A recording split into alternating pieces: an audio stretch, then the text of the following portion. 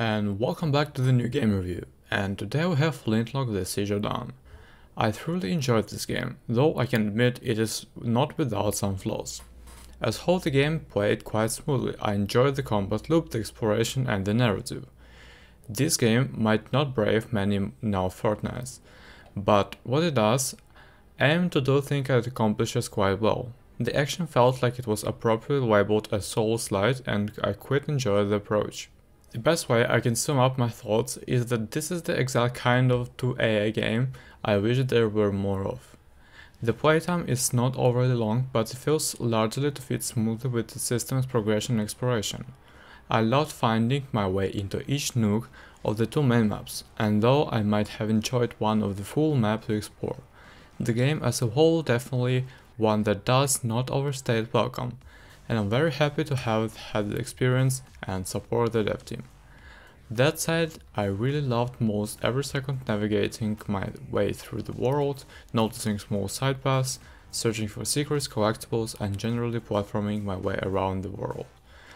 That platforming also allows the subtitle choices in approaching enemies, coming from the above, sneaking around, picking up the struggles, snipers, etc. The combat felt enjoyable most for the time. While it is not of the most varied in the moment to moment, the progression through the skill tree helped to provide new options and new perks to the mix. One big point I appreciated was that the skill tree was not simply a list of 2x% more damage when, but rather each either expanded your capabilities or added entirely new moves or powers. Having easy access to a variety of melee, ranged and quick shot, think Bloodborne of Hag Hands, option allowed for a nice variety. Though the combat of normal difficulty never hit Souls level trial and error, I found that to be more because of the well equipped I felt than because the game lacked difficulty. I'm sure that if you want a more punching experience through the higher difficulties are what you will want. I think the most damaging thing for me, I'm primarily in the Flintlock setting, is that the game narrative and genre do not mesh well at all. Much of the game world is crafted to conform the Souls-like experience of slugging it out with enemies who are always in the same place after every reset. Souls-like principles inventively create a timeless artifactory to their environments which can make for a weird, haunting atmosphere, but that requires a particular type of minimal narrative, like in FromSoft game. And Flintlock is trying to tell a story more upfront, but civilization desperately trying to hold off against a divine onslaught. There are soldiers and armies and populated towns, but all that intriguing world feels relegated to poor set dressing, especially as the story is told in a detached way that even goes as far as suggesting in Sketchhat 3 as vignettes bridging the acts. That character development is happening off screen. The game can feel unaware itself, or if it obvious bridges it could make between gameplay mechanics and narrative.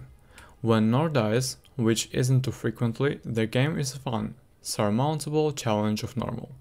There's a loading screen and the response at the last bullets she used. She keeps her skill progression and equipment earned in her last life, and can go back to the side of her death to recover her reputation, a misnomer for XP currency.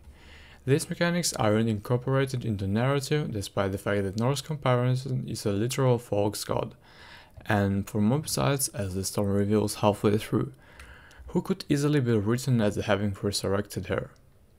I really love the main art direction for the game, and this was one of the main aspects that pushed me to buy the recent release. There were some moments of the environmental art that got me to pause and appreciate what I was looking at, and some of the boss designs are quite gorgeous to behold. That said, there are some aspects I wish they had learned more into their more innovative designs, and oddly the bosses were one of those.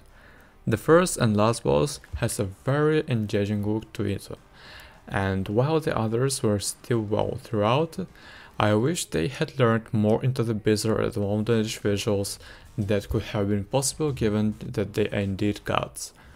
Your companion is both recognizable, fox-like being, but the subtitles in his design made his model really gorgeous, and the same is said for the Uru.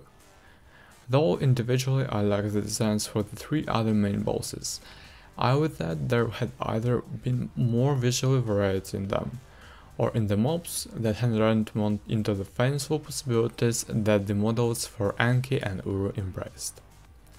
I would have preferred, and I think the game would feel more natural as a straight-up action game in the vein of the Ninja Gaiden, or maybe one of the more recent God of Wars, because it's painful how badly unique settings like this one, together with some pretty solid voice acting from the main cast, Nor and Anki in particular, have been attached to a game that can seldom uses them well. Which is not to say that there aren't